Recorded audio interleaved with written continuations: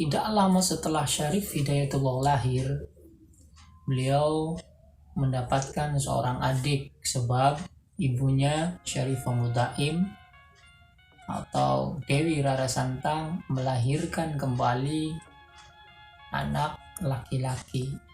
Nah, anak laki-laki tersebut atau anak laki-laki kedua itu kemudian diberi nama Syarif Nurullah.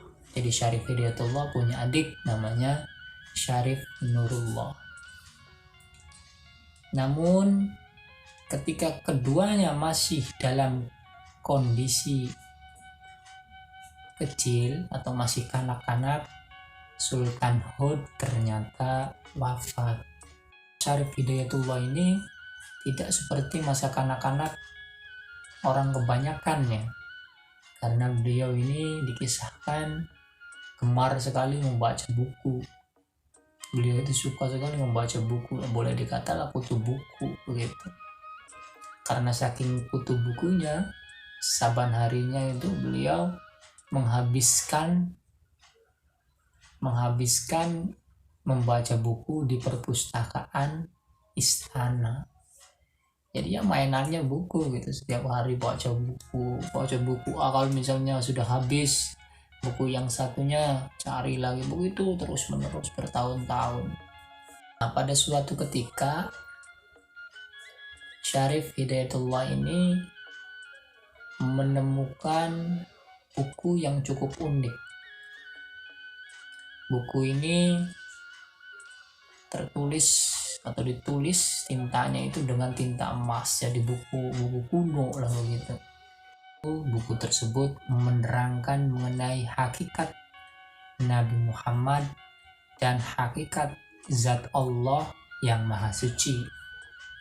Jadi buku itu secara detail menerangkan hakikat seperti apa itu Nabi Muhammad dan lain sebagainya. Jadi sifatnya, kelakuannya dan lain sebagainya. Dalam buku itu dijelaskan mengenai hakikat Nabi Muhammad, kemudian ditambah lagi mengenai hakikat Allah Subhanahu wa Ta'ala. Karena seringnya membaca buku tersebut, Syarif Hidayatullah kecil itu waktu itu menjadi terinspirasi gitu. Jadi apa ya? Jadi isi buku tersebut itu benar-benar menginspirasi Syarif Hidayatullah. Jadi dia benar-benar terobsesi oleh buku tersebut, sehingga ia menginginkan sekali untuk bertemu Nabi Muhammad. Jadi si Syarif Hidayatullah yang masih remaja itu atau anak-anak waktu itu,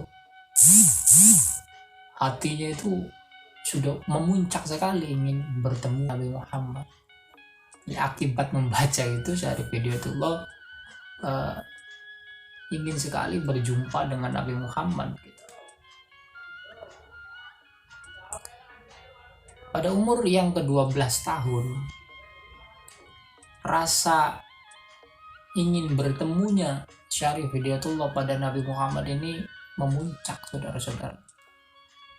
Sehingga beliau akhirnya mengutarakan isi hatinya kepada ibunya. Jadi Syarif Hidayatullah mengutarakan isi hatinya kepada ibunya bahwa bahwa Syarif Hidayatullah itu ingin sekali mengembara mencari Nabi Muhammad. Nah, mendengar permintaan anaknya ini kan tentu ibunya kaget sebab Nabi Muhammad telah wafat. Bagaimana mungkin kan anaknya bisa menjumpai Nabi Muhammad? Sehingga ibunya itu menasihati anaknya yang masih remaja itu bahwa Nabi Muhammad itu telah wafat dan dikuburkan di Madinah. Jadi ananda gitu. Jadi tidak mungkin akan dapat menjumpai Nabi Muhammad. Tapi Syarif Hidayatullah itu karena sudah terobsesi dengan isi kitab itu, kitab Usul Kalam itu, beliau juga bisa menjawab bahwa saya tahu ibu bahwa Nabi Muhammad itu telah wafat. Tapi seorang nabi dan rasul itu, katanya, seorang wali Allah itu meskipun jasadnya telah wafat. Sesungguhnya para kekasih Allah itu, nabi-nabi Allah dan Rasulullah itu belum wafat dan dapat ditemui.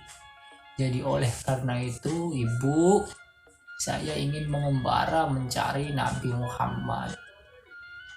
Nah, mendengar jawaban anaknya ini kan, Rara Santang dan patihnya waktu itu, Patih Ongka, itu merasa kaget. Kok dalam banget ilmunya ini bocah, kan begitu.